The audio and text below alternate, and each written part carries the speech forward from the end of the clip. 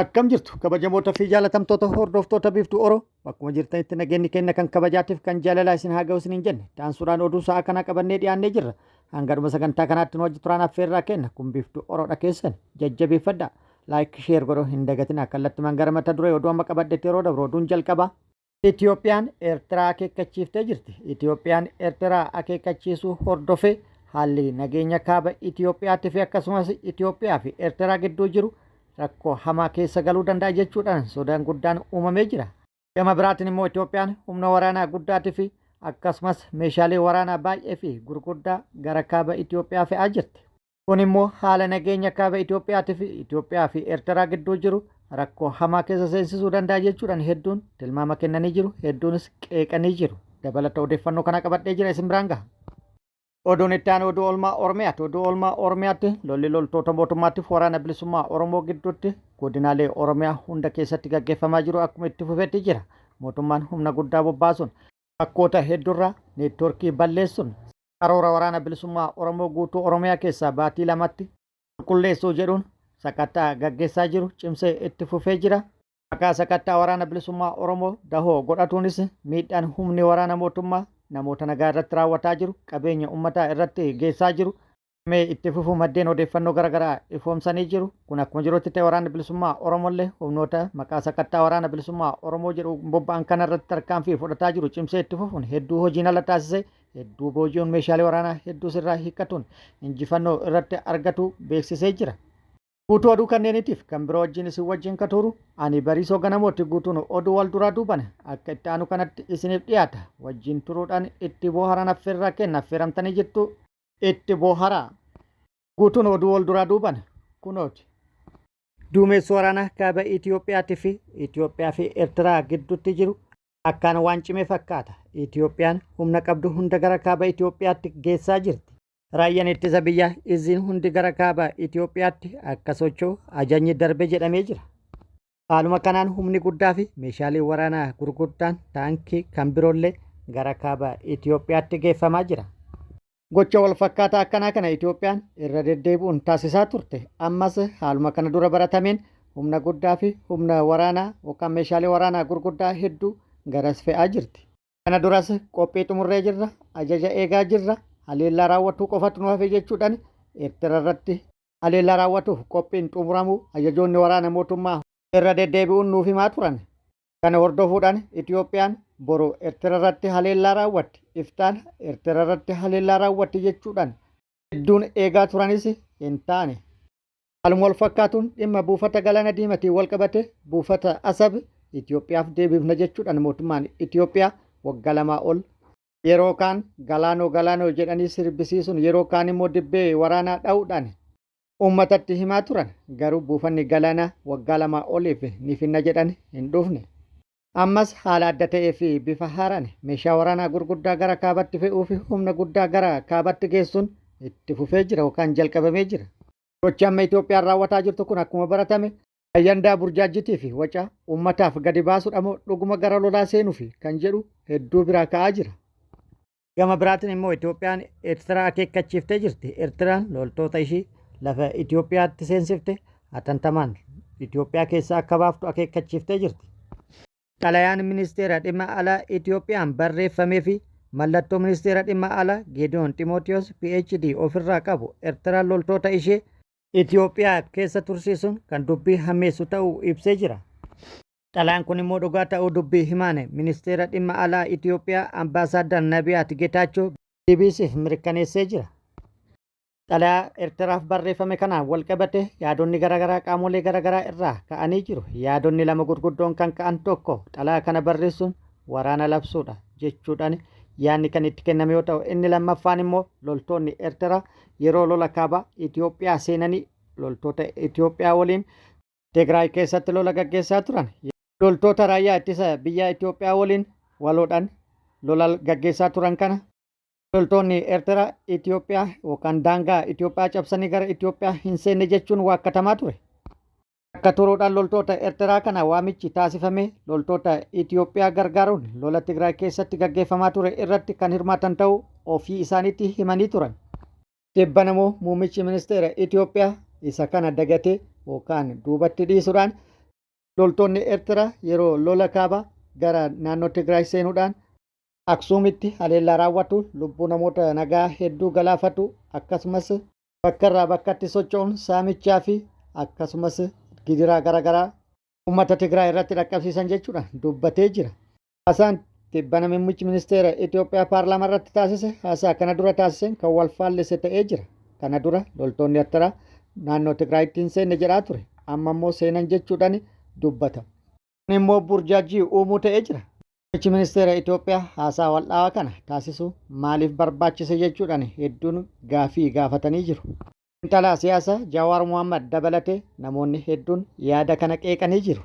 Godina Arsii Ba'aa Aanaa Suudee keessatti jaleewwan bilxiginnaa hawaasa saamuu daran hammeessan Jaal Haacaaluu Roobaa waan qindeeffate qaba. Godina Arsii Ba'aa Aanaa Suudee ganda Ashmiiraa Wargaan Bullaa keessatti shiftoonni bilisiginnaa Guraandhala 2026 irraa eegalanii maqaa deeggarsa waraanaa jedhuun jiraattota irraa dirqamaan qarshii 3,000 guuraa jiraachuu maddeen har'aata biyyoolessa Oromiyaatti himanii jiru. Kana malees aanicha guutummaa keessatti sababa deeggartoota waraana bilisummaa Oromooti jedhuun sarbamiinsi mirga namoomaa ilmaan Oromoo irratti raawwatu sakkaan cimee itti fufee jiraachuu maddeen itti dabaluun eeranii jiru. Koloneel Abiyyi Ahimad impaayera Itoophiyaa diinagdeen kuftee dandamachiisuuf jecha lukkeelee isaa kumaatamaan uummata Oromootti bobbaasuun saamicha ulfaataa irratti raawwachiisaa jira. Lixa Wallaggaa Aanaa Mana Sibuu keessatti ergamtoonni bilxiginnaa hawaasa saamuu akkaan cimsanii itti fufan guutuun gabaasichaa akka taanutti isiniif dhiyaata. Lixa Wallaggaa Aanaa Mana Sibuu ganda Dargee Toobbaraa keessatti gurraandhala 2026 waraanni Abiy Ahmed nama maqaan isaa Obbo Mahammad Idris jedhamu jalaa qarshii 33,500 erga fudhataniin booda qotiyyoo lamas ooffatanii deemu. Maddeen har'aata biyyoolessa Oromiyaatti himanii jiru. Haaluma wal fakkaatuun gandichuma keessaa guyyaadhuma kana nama maqaan isaa Hamzaa Mahammad jedhamu jalaa ammoo qarshii 6,000 fudhachuu maddeenitti dabaluun eeranii jiru. Akka maddeen himanitti namoonni kunneen siyaasa kam irraa walaba ta'uu himuun ergamtoonni sirnichaa garuu maqaa sobaan waraana bilisummaa Oromoo deeggarta jedhuun yakkanii saamicha ulfaataa kana irratti raawwachuu dubbatu. Godina Arsii Ba'aa Aanaa Muneessaa keessatti loltoonni impaayera Itoophiyaa manneen qonnaan bultoota ibiddatti shiduun gubanii barbadeessuun dhaga'ame. Godina Arsii Ba'aa Aanaa Muneessaa ganda Odaatawaa iddoo addaa Wocaaloo jedhamutti guraandhala 4/2026 loltoonni bilisiginnaa manneen uummataa qabeenya guutuu wajjin ibiddatti shiduun gubanii kan barbadeessan yoo ta'u namoota manneen jalaa gubatte keessaa muraasni maqaan Nugee Kadiroo Fattaansaa jalaa mana tokko midhaan kuntaala 28 fi meeshaalee mana guutuu Fayyisaa Kadiroo Fattaansaa jalaa mana tokko midhaan kuntaala fi meeshaalee mana guutuu halluu tibbessoo dhaanamoo qaama miidhamaa harka lamaan kan hin qabne mana 2 midhaan gumbii tokko guutuu fi meeshaalee mana guutuu Kadir Badhaasoo Waaqayyoo jalaa mana 2 midhaan gumbii tokko guutuu fi meeshaalee mana guutuu Oshaanoo Irreessoo Jaatamoo jalaa mana tokko midhaan gumbii tokko guutuu fi meeshaalee mana guutuu Badhaasoo Waaqayyoo Dhaqqaboo jalaa mana 3 midhaan kuntaala 40 fi meeshaalee mana keessaa guutuu Hajjii Qabatoo Elemoo jalaa mana tokko midhaan kuntaala 20 fi meeshaalee mana guutuu Fayyisaa Dubee Bunee jalaa mana tokkoo fi meeshaalee mana guutuu Dastaa Dubee Bunee Birmajjii Agaamdaa fi Abdallaa Garbee Godoo kanneen jedhamanidha. Namoonni kunneen yakka dalagan qabataniif osoo hin taane sababa waraana bilisummaa Oromoon loltoota bilisiginnaa naannichatti haleeleef jecha yeroo isaan dhufanii nu lolan isin maal gootettiin jechuun qabeenya hawaasaa kana guutuu barbadeessuu fi namoota hedduus adamsaa jiraachuun ifoomeera. Oduun itti aanu oduu oolmaa Oromiyaati. Oduu oolmaa Oromiyaatti lolli loltoota mootummaatiif waraana bilisummaa Oromoo gidduutti Oromiyaa godinaalee hunda keessatti gaggeeffamaa jiru akkuma itti fufetti jira.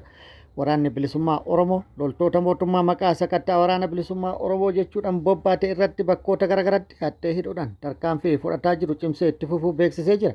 Mootummaan gama isaatti waraana bilisummaa Oromoo guutuu Oromiyaa keessaa guutumaan guututti baatii lamaan kana keessatti qulqulleessuuf tarkaanfii fudhataa jiru cimsee itti fufuu fi karoora qabummoo galmaan gahuuf neetwoorkii balleessee Oromiyaa bakkoota garaagaraatti humnoonni maqaa sakattaa waraana bilisummaa Oromootiin bobbaafaman namoota nagaa irratti dararaa geessaa jiraachuu fi akkasumas qabeenya uummataa mancaasaa jiraachuu fi gubaa jiraachuun beekamee jira. Gama biraatiin immoo waraanni bilisummaa Oromollee Oromiyaa bakkoota garaagaraatti haleellaa humnoota mootummaa irratti raawwateen injifannoo argadhe jedhee jira. Lixa Oromiyaa godina Iluu Abbaa Booraa Aanaa Bureetti bakkoota garaagaraatti tarkaanfii fudhatu waraanni bilisummaa Oromoo beeksisee jira.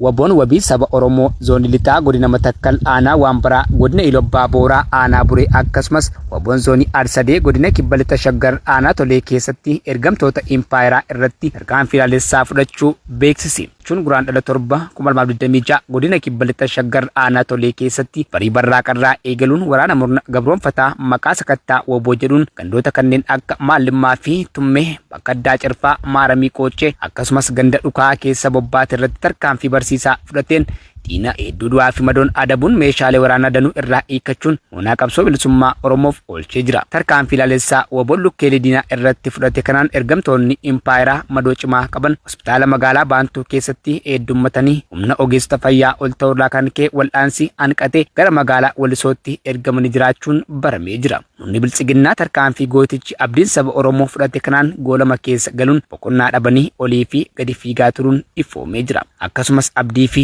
irreen uummata Oromoo woboon zoonii lixaa godina Matakkal aanaa Waambaraa ganda Gochoor bakka addaa Muujjaa jedhamu keessatti guraandhala torba 2026 waraana weerartuu biltsiginnaa irratti tarkaanfii ilaalessaa fudhateen humna diinaa hedduu du'aaf madoon adabuun lama jiraatti harkaan qabee humna diinaa ari'uun of duuba deebisee jira. Gama meeshaatiin AK-5 fi qophiilee waraanaa hedduu dugda diinaarraa hiikuun galii mooraa qabsoo bilisummaa Oromoof oolchuu ajajaan woboo Onichaa ittuma fuudhaan waraanni bilisummaa Oromoo zoonii lixaa guraandhala 8 2026 godina Iluu Abbaa Booraa aanaa Buree bulchiinsa magaalaa Boondiyoo fi ganda Agalootti tarkaanfii ilaalessaa waraana faashistii PP irratti fudhachuun injifannoo cululuqaa galmeessuu ibse. Akka gabaasaan ajajaa woboo irraan waqqabe mul'isutti lola kanaan humnoota faashistii PP 12 ajjeesuun hedduu madeessee qawwee AK-10 reeshan waraanaa fi qophiilee irraa dhuunfachuun dantaa qabsoo bilisummaa Oromoof oolchee jira.